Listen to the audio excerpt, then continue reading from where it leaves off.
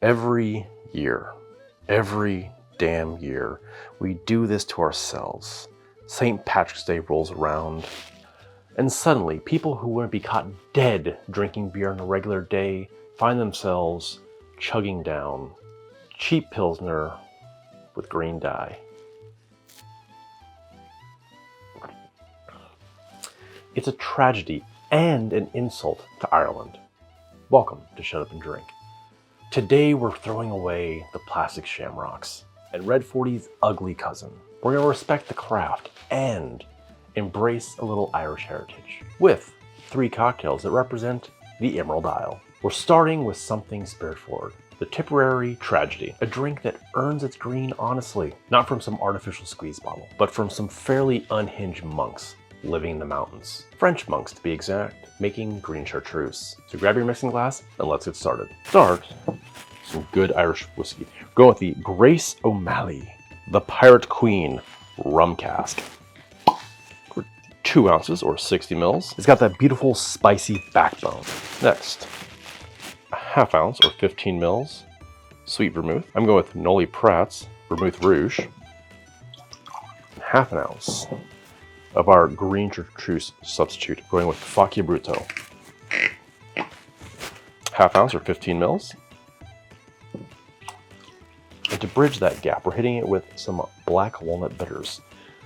2 dashes in a regular dasher. If you have Japanese dashers, 4 dashes. I have a big cube here, let's give it a crack. And stir it down. And now we strain into our Nick and Nora glass from Libby. I have an orange here.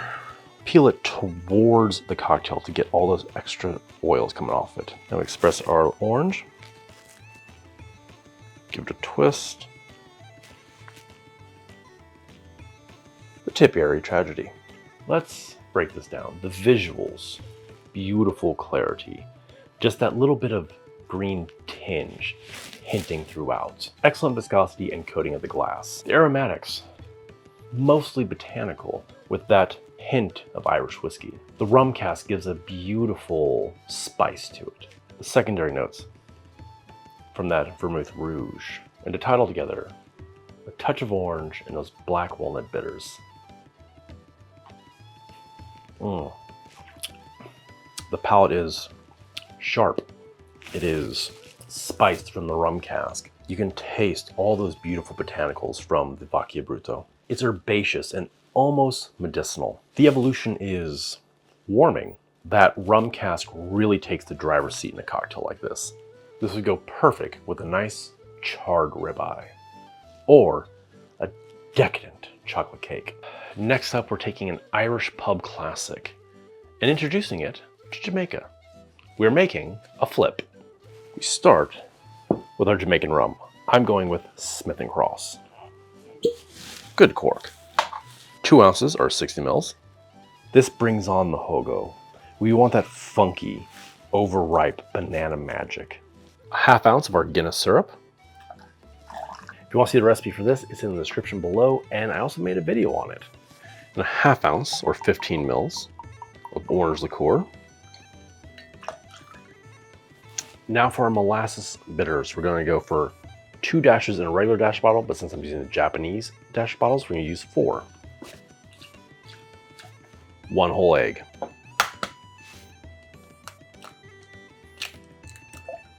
Now we cap this off and give it a nice, hard, dry shake. We do the dry shake first without any ice so that we can get the egg emulsified into everything. Now it's emulsified after about 15 to 20 seconds. We're going to add our ice. And now we shake for another 10-15 seconds. Now strain directly into our coupe glass. And give it a nice heavy dusting of fresh nutmeg. The Kingston-Cobh Exchange. Look at that. Looks like chocolate milk. Okay, the first scent you get is nutmeg. Mixed with the rum, it has an eggnog aromatic to it. Roasted coffee, get that stout. The mouth feels amazing.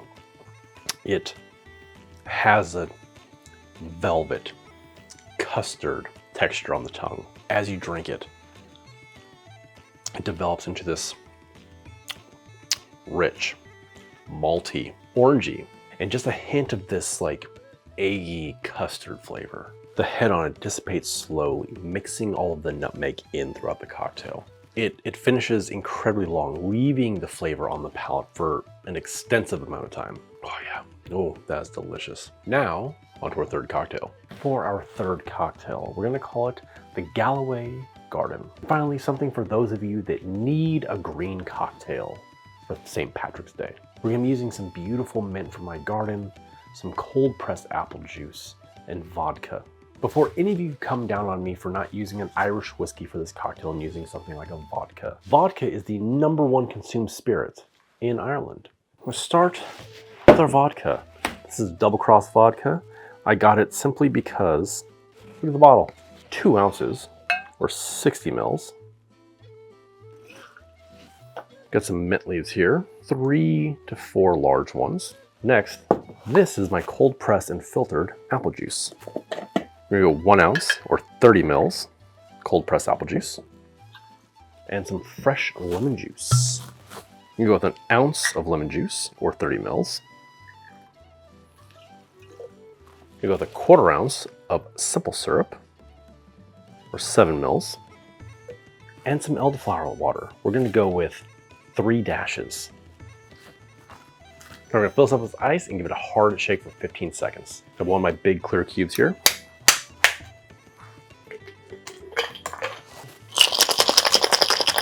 Now we're gonna do a dirty dump right into our cocktail glass. Take a nice fresh lemon here and peel it. If I can get the damn peel going, there we go. Right over our cocktail. Twist. Our Galway Garden. Look at that. Looks almost as a mojito. Oh yeah. That elderflower water comes through.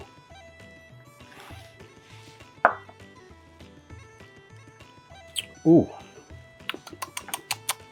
Delicious. It's vibrant, it's elegant. It's starting to taste like spring.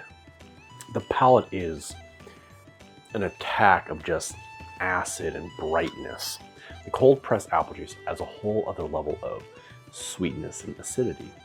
This is very much a utility drink. Drink it with your raw seafood, some oysters, some clams, maybe a ceviche. A perfect hangover drink to get you back out there. And there you have it, 3 cocktails to celebrate St. Patrick's Day without drinking something that looks like radiator fluid. But with that said, for St. Patrick's Day, have some self-respect. Be safe, drink something beautiful, and for the love of God, leave the food coloring at home in the cabinet. I'm Ronnie, and until next time, shut up and drink. Oh yeah.